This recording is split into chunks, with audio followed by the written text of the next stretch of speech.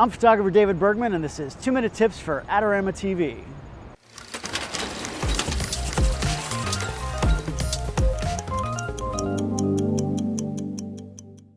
Today's tip is about fill flash. Sometimes when you want to photograph somebody outside in bright daylight, you find that the light is not always ideal on their face. In a previous tip, I talked about moving your subject around to get rid of some of those harsh shadows, but there are times when there's nothing you can do about it because of the position of the sun or because you want to photograph them a particular direction in front of a certain background. If your camera doesn't already have a built-in flash, you should keep one with you in your bag at all times, and you can use it to tame some of those harsh shadows.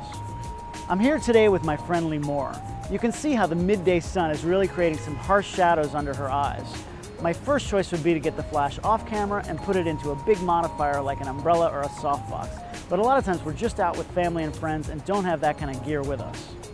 What I'll do in this scenario is keep my flash on the camera and just use it to pop in a little bit of light to fill in those shadows. That's why we call it fill flash.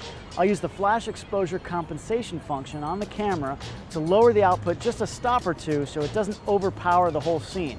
I don't want it to look like I used the flash, just get a little kiss of light to fill in those harsh areas.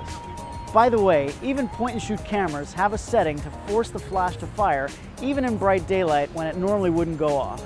There is yet another reason to use fill flash. When we look at a picture, our eye tends to go to the brightest part of the image first. So in this case, I want Limor's face to be brighter than the background. Sometimes you find that your subject is in a dark area and the background is really bright, so you can add in some flash to brighten up your subject's face.